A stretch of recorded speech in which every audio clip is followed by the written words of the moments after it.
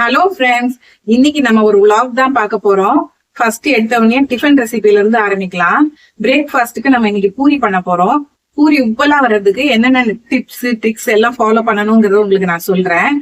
அதோட ஒரு மீன் மார்க்கெட் போறோம், சாந்தோ மீன் மார்க்கெட்.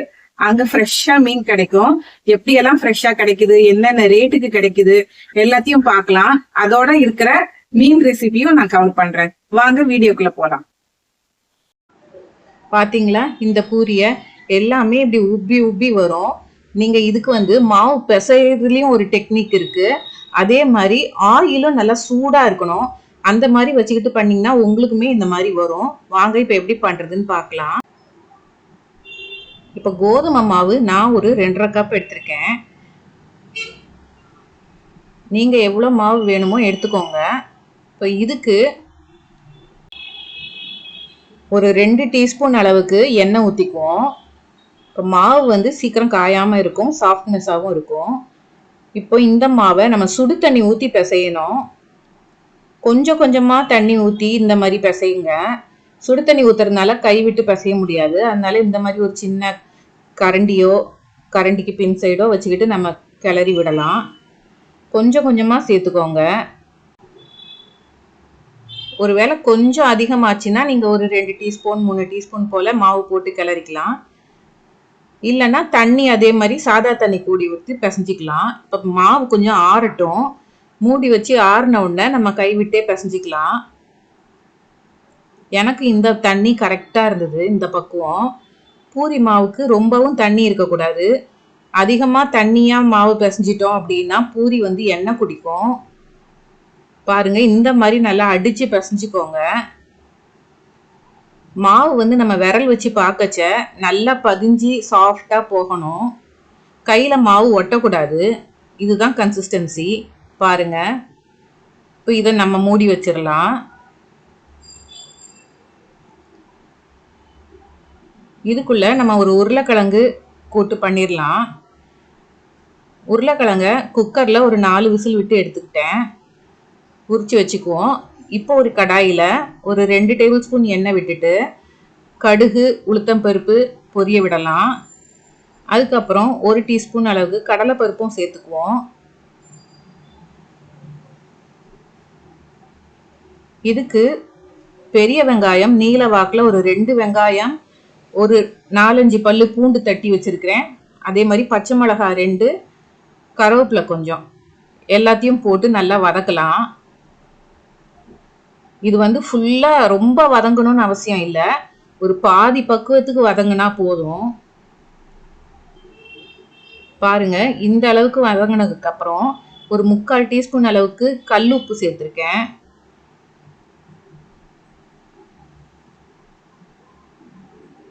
இது கூட 1/4 டீஸ்பூன் மஞ்சள் தூள் சேர்த்துக்கலாம். இப்போ ஒரு வதக்கிட்டு இதில் நம்ம தண்ணி ஊற்றி ஒரு 2 கொதி விட்டு எடுக்கலாம்.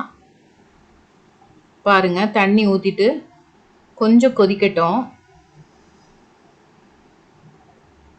இப்போ பாருங்க, நல்லா கொதிச்சு வந்துருச்சு. இந்த சமயத்தில் நம்ம மசிச்சு வச்சிருக்கிற உருளைக்கிழங்கை உள்ளே சேர்த்துடலாம்.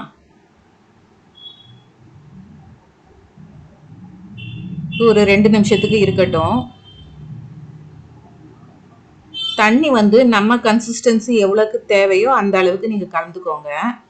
இப்போ இதில் கார்ன்ஃப்ளவர் 1 டீஸ்பூன் அளவுக்கு எடுத்து தண்ணியில் நல்லா கரைச்சி நம்ம உள்ளே சேர்க்க போகிறோம். இது ஒரு நல்ல ஒரு கன்சிஸ்டன்சி, நல்லா இருக்கும் டேஸ்ட்டு. தேவைப்படுறவங்க சேர்த்துக்கோங்க, வேண்டான்னா அவாய்ட் பண்ணிக்கோங்க. அவ்வளோதான், உருளைக்கிழங்கு கூட்டு ரெடி. இப்போ பூரிக்கு இந்த மாதிரி பூரி ப்ரெஸ் நான் வச்சுருக்கேன். இதில் ஒரு பிளாஸ்டிக் கவர், நமக்கு உளுந்து பருப்பு எல்லாம் வரும் பார்த்தீங்களா, அந்த மாதிரி ஒரு திக்கான கவர் எடுத்துக்கோங்க. இதில் ஆயில் அப்ளை பண்ணிக்கோங்க. இப்போ இதை நடுவில் நம்ம வச்சிடலாம்.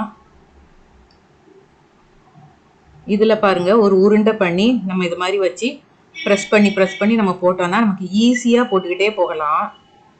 இப்போ ஃபஸ்ட்டு எல்லாத்தையும் உருண்டை பிடிச்சி வச்சுக்குவோம். அப்போ நமக்கு ஈஸியாக இருக்கும் ஒன்று மாற்றி ஒன்று வச்சு பண்ணுறதுக்கு.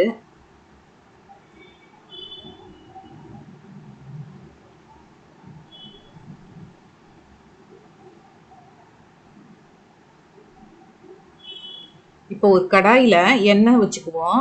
இந்த எண்ணெய் நல்லா ஹீட் ஆகணும். பாருங்க, நல்லா ஹீட் ஆனாதான் உங்களுக்கு வந்து பூரி பொங்கி வரும், இல்லைன்னா அப்படியே கடந்துக்கும். இப்போ பாருங்க, நல்லா ப்ரெஸ் பண்ணி கொஞ்சம் மேலே அமுக்கி விட்டு எடுத்தோன்னா சூப்பராக அப்படி உப்பி வரும். எண்ணெய் சூடு இல்லைன்னா உப்பாது. பாருங்க, அடுத்தது ஒன்று போட்டு பார்க்கலாம். பாருங்க எவ்வளோ ஹீட்டாக இருக்கு. ஓவரா ஹீட்டாக இருக்குன்னு ஃபீல் பண்ணிங்கன்னா கொஞ்சம் குறைச்சி வச்சுக்கலாம். பாருங்க எப்படி உப்பி வருதுன்னு. நல்லா எண்ணெய் ஹீட்டாக இருந்தால் தான் இந்த மாதிரி உப்பி வரும்.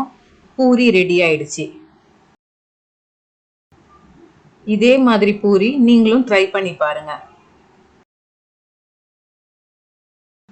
இப்போ சாந்தோம் மீன் மார்க்கெட்டுக்கு என்னுடைய கசினோட சேர்ந்து நானும் போனேன். வாங்க எப்படி மீன் கிடைக்குதுன்னு பார்க்கலாம். இங்க ரோட்டு சைட்லயே தான் மீன் வச்சு விற்கிறாங்க.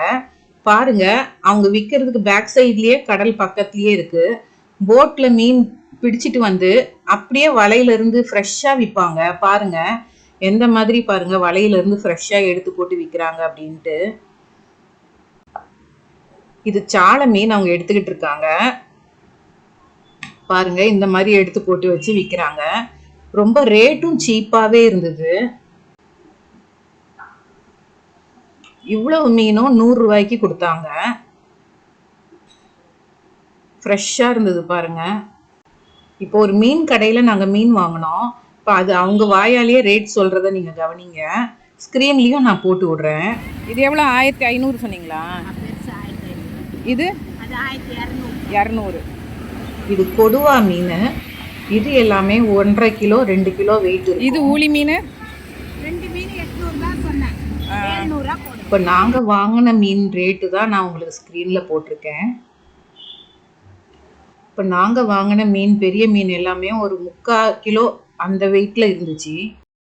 இப்போ இந்த மீனெல்லாம் வாங்கி கழுவி ஃப்ரிட்ஜில் பேக் பண்ணி வச்சுட்டேன். நெக்ஸ்ட் டே மத்தியானத்துக்கு தான் இந்த விளாக் திருப்பி கண்டினியூ ஆகுது. மீன் குழம்பு ஏற்கனவே நம்ம சேனலில் இருக்குது. அது ஐ பட்டனில் கொடுக்குறேன் அந்த ரெசிபி. அதனால ஃபுல்லாக நான் கவர் பண்ணல. இப்போ மீன் வறுவலுக்கு நான் எப்படி மிக்ஸ் பண்ணுறேன்னு பாருங்கள். ஒரு 2 டீஸ்பூன் குழம்பு மிளகாய் தூள், 1/2 டீஸ்பூன் தூள் உப்பு, 1 டீஸ்பூன் இஞ்சி பூண்டு பேஸ்ட். இப்போ இதுக்கு வந்து 1 டீஸ்பூன் 1.5 டீஸ்பூன் அளவுக்கு தண்ணி ஊற்றி கட்டியாக கரைச்சிக்கணும். அப்போ தான் மீன் மேலே ஒட்டி இருக்கும். ரொம்ப தண்ணியாக கரைச்சிட்டிங்கன்னா மீனில் ஒட்டாது. சாலை மீனுக்கு இந்த மாதிரி மசாலா முதல்ல பரட்டி வச்சுக்கிட்டேன். இதே மாதிரி தான் பெரிய மீனுக்கும் பரட்டி வச்சுக்கிட்டேன். இந்த மாதிரி பரட்டி ஃப்ரீசரில் வச்சுட்டேன். அடுத்த நாள் முன்னாடியே நம்ம வெளியில் எடுத்து வச்சிடணும். பாருங்க, இப்போ மசாலாவை நல்லா நம்ம தவா ஃப்ரை பண்ணி எடுக்க போகிறேன். பாருங்க, மசாலா எல்லாம் பிரியாமல் அப்படியே இருக்குது. இப்போ தவா ஃப்ரை, ஃபிஷ் ஃப்ரையும் ரெடி ஆயிடுச்சு. இதே மாதிரி நீங்களும் ட்ரை பண்ணி பாருங்கள். இந்த விலாகை நான் இதோட முடிச்சுக்கிறேன். வேறு ஒரு நல்ல வீடியோவில் உங்களை அடுத்த வீடியோவில் சந்திக்கிறேன். எங்கள் சேனலை லைக் பண்ணுங்கள், ஷேர் பண்ணுங்கள், சப்ஸ்கிரைப் பண்ணுங்கள். தேங்க்யூ.